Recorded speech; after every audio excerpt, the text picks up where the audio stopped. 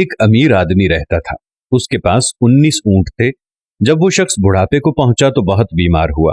اس نے اس وقت ایک وصیت لکھوا کر رکھ دی. کچھ عرصے بعد اس شخص کا انتقال ہوا. وصیت نکال کر پڑھی گئی تو گاؤں والے اور رشتہ دار حیران ہو گئے. وصیت کے مطابق اونٹوں کا آدھا حصہ اس کے بیٹے کو دیا جائے، 1/4 یعنی چوتھا حصہ اس کی بیوی کو اور 5واں حصہ اس کی بیٹی کو دیا جائے. اب اونٹوں کی تعداد 19 تھی. گاؤں والے سر جوڑ کر بیٹھ گئے کہ اونٹوں کا نصف کیسے کیا جائے.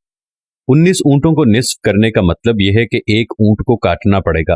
اونٹ ذبح کرنے پر ایک اونٹ کی جان جائے گی اور پیچھے 18 اونٹ رہ جائیں گے اور پھر سے ایک اونٹ کی تقسیم کا مسئلہ کھڑا ہو جائے گا.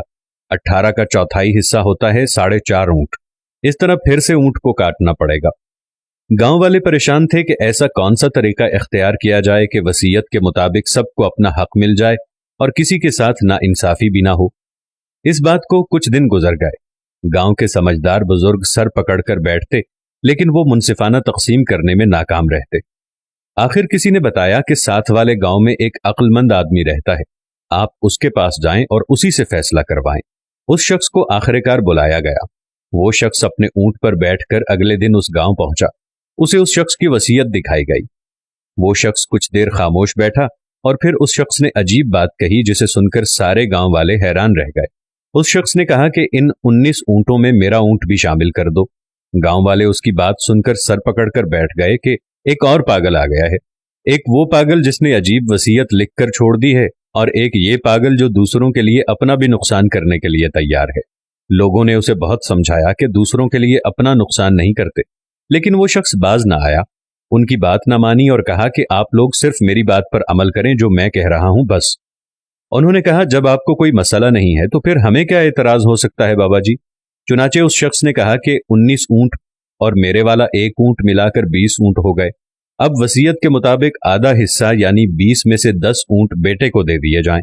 20 اونٹوں کا 1/4 حصہ یعنی 5 اونٹ بیوی کو دے دیے جائیں اور اب اس 20 اونٹوں کا 5واں حصہ بیٹی کو دے دیا جائے جو کہ 4 بنتا ہے، وہ اسے دے دیے جائیں. اس طرح 19 اونٹوں کی تقسیم مکمل ہو گئی اور پیچھے ایک اونٹ رہ گیا جو اس بزرگ آدمی کا تھا. سب کو اپنا اپنا حصہ ملا. بیٹے کو 10، بیوی کو 5 اور بیٹی کو 4 اونٹ دینے کے بعد وہ شخص اپنا ایک اونٹ لے کر اپنے اونٹ پر بیٹھ کر اپنے گاؤں چلا گیا اور لوگ اسے حیرانی سے جاتا ہوا دیکھ رہے تھے کہ کتنی عقل مندی سے اس نے اس ایک مسئلے کا حل نکال لیا اور کسی کا کوئی نقصان نہیں ہوا. دوستو، اس کہانی کو آپ کے ساتھ شیئر کرنے کا مقصد یہ ہے کہ اس کہانی سے ہمیں 2 قیمتی سبق ملتے ہیں. پہلا یہ کہ کسی کی مدد کرنے میں کبھی آپ کا نقصان نہیں ہوتا.